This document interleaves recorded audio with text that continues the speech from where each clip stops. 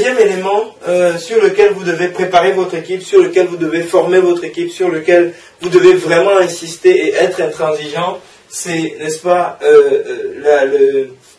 l'attitude vis-à-vis du stand lui-même. Alors, l'attitude sur le stand. Alors, l'attitude sur le stand, croyez-moi, c'est un élément absolument ignoré par une masse effrayante d'exposants en général, et donc de franchiseurs aussi, lorsqu'ils participent à une exposition. Et c'est quelque chose pourtant d'extrêmement important parce que l'attitude sur le stand est celle que correspond en fait à l'image que vous donnez, n'est-ce pas, aux prospects qui passent dans le couloir. En fonction de la façon dont vous êtes sur votre stand, il se fera l'image d'un stand et donc d'une enseigne dynamique, où les gens sont dynamiques, avenants, présents, ou alors l'image, une image de personnes où, oulala, attention, faut pas aller trop vite, on est fatigué, etc. Et ici, il y a quelques règles à observer. La première règle, c'est que le stand n'est pas un restaurant. Le stand n'est pas un restaurant, et ça, vous devez vraiment le faire comprendre à vos collaborateurs. Si des gens souhaitent, n'est-ce pas, se restaurer, il faut qu'ils aillent au point restauration, qu'ils aillent sur les points de repos, etc., sur des fauteuils qui sont en général mis à disposition dans le salon. Donc, en tout cas, il doit être hors de question de manger sur le stand, parce que c'est extrêmement désagréable lorsqu'on est candidat, même si on est intéressé par le concept et qu'on souhaite éventuellement venir sur le stand. Si vous êtes en train de manger, le candidat va se dire, lui, je vais le déranger, et il va passer son chemin. Donc, c'est vraiment pas la bonne solution de se restaurer sur le salon. Si vous avez besoin, ce qu'il faut faire plutôt, c'est d'organiser une espèce de rotation. Si vous êtes peu nombreux, certains vont manger, puis reviennent, et à ce moment-là, d'autres personnes vont manger. Une organisation tout à fait enfantine, mais qui décongestionne vachement l'organisation à ce niveau-là. Deuxième chose, il en est de même, le stand, c'est pas un café.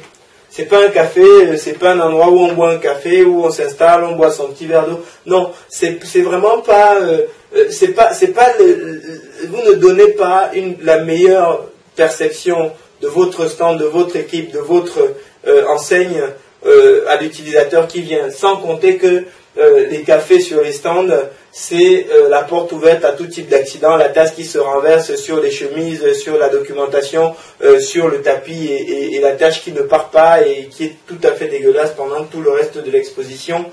C'est autant de portes ouvertes vers les risques. Donc, c'est pas un restaurant, c'est pas un café, et puis surtout, c'est pas une chambre.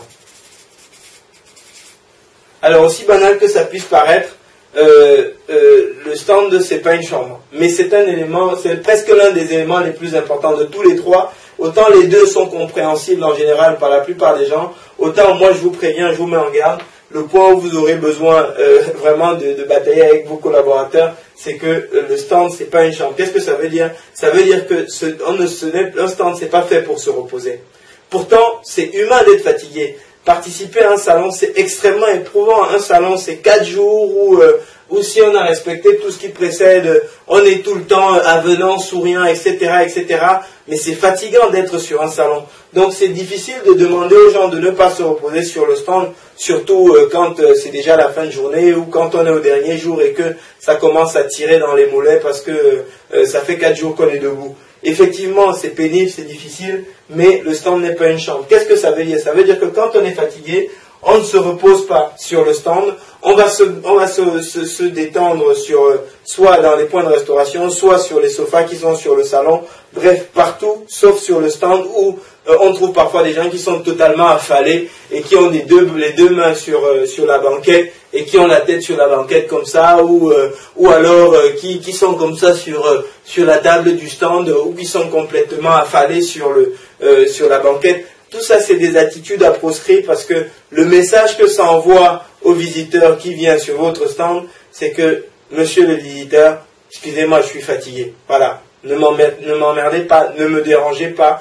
je suis fatigué. Le pire, c'est que cette image déteint sur le stand en général et sur votre enseigne, et je parie que, vu tous les milliers d'euros que vous avez investis, ce n'est pas pour obtenir ce résultat-là.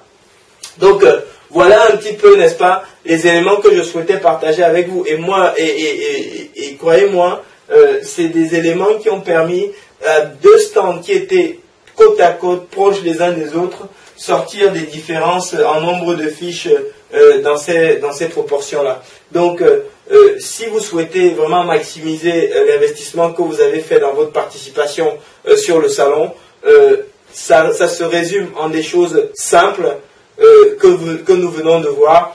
Organiser les rotations, soyez avenants, allez chercher les prospects dans les couloirs. Le stand, c'est pas un restaurant, le stand, c'est pas un café, le stand, c'est pas une chambre.